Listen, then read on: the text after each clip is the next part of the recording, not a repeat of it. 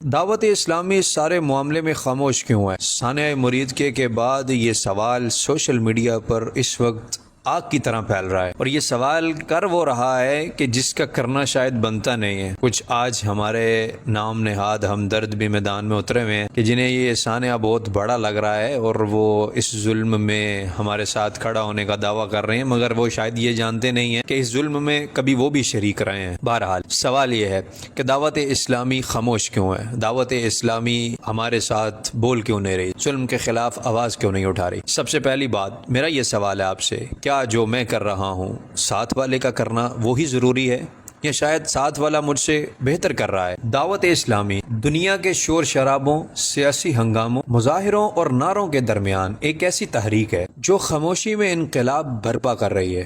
دعوت اسلامی کا مقصد شور نہیں ہے، دعوت اسلامی کا مقصد شعور ہے۔ یہ وہ تحریک ہے جو ظلم کو برا سمجھتی ہے، مگر احتجاجی شور سے زیادہ اصلاحی شعور پر یہ جماعت یقین رکھتی ہے۔ یہ وہ جماعت ہے جو بند کمروں میں نہیں بلکہ دلوں کے اندر روشنی داخل کر رہی ہے۔ یہ وہ جماعت ہے، اگر میں ماضی کے اوراق پلٹ کر آپ کو کچھ نقشہ دکھانا چاہوں تو شاید آپ اس بات کو اچھے سے سمجھ سکیں۔ فرانس کے اندر گستاخی والا معاملہ ہوا، مختلف تحریکوں نے، مختلف تنظیموں نے احتجاج کیا، روڈیں بلاک ہوئیں، نعرے بازی ہوئی، قراردادیں پیش کی گئیں۔ دعوت اسلامی اس وقت بھی خاموش رہی، مگر دعوت اسلامی نے اس خاموشی میں کیا کیا؟ دعوت اسلامی نے اسی شہر کے اندر جہاں پر یہ گستاخی والا معاملہ ہوا وہاں پر ایک مدرسہ کھولا۔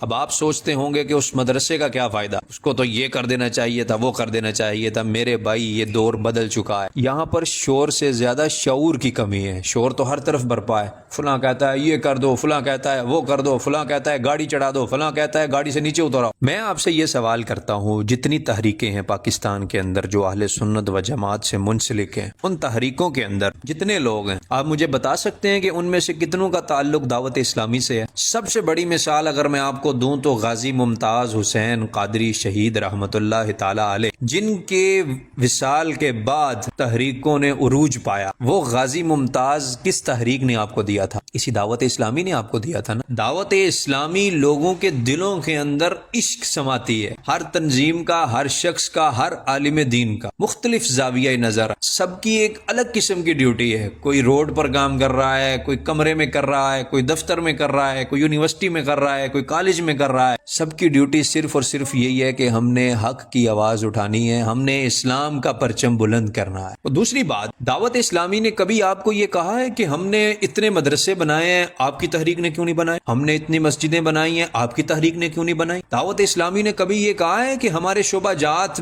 اتنے ہیں اور آپ کا تو ایک شعبہ بھی نہیں؟ دعوت اسلامی نے آپ کو کبھی یہ کہا ہے کہ ہمارا چینل چلتا ہے، آپ کا تو چینل ہی نہیں ہے؟ اس کا مطلب دعوت اسلامی شور نہیں ڈالتی، شعور سے کام کرتی ہے، فہم و تفہیم سے کام کرتی ہے۔ اب میرے بھائی یہ دور بدل چکا ہے، اب ایک ایسا سخت دور ہے کہ انسان کی ایک بات، ایک لفظ، ایک ویڈیو پوری کی پوری تحریک، پوری کی پوری جماعت کو خطرے میں ڈال سکتی ہے۔ اگر دعوت اسلامی کھل کر موقف دے یا سیاسی احتجاجوں میں شرکت کرنا شروع کر دے تو قانونی کارروائیاں، پابندیاں، میڈیا ٹرائلز شروع ہو جائیں گے، تو جتنے دنیا بھر میں دعوت اسلامی کے مراکز کام کر رہے ہیں وہ تو سارے متاثر ہو جائیں گے۔ اور آپ جانتے ہیں کہ ان ملکوں کے اندر، جن ملکوں میں ہم ہیں، یہ غیر مسلموں کے ملک ہیں، یہاں پر اسلام کا کام کرنا تلوار کی دھار پر چلنے کے مترادف ہے۔ یہاں پر اگر کسی کو نماز پڑھنے کے لیے مسجد مل جائے نا، سب سے بڑی غنیمت ہے۔ یہاں پر دعوت اسلامی وہ کام کر رہی ہے کہ شاید ہم وہاں تک سوچ بھی نہیں سکتے۔ دعوت اسلامی فنڈنگ کہاں سے کر رہی ہے؟ دعوت اسلامی کو فنڈنگ کہاں سے ہو رہی ہے؟ اس سوال نے منافقوں کی راتوں کی نیند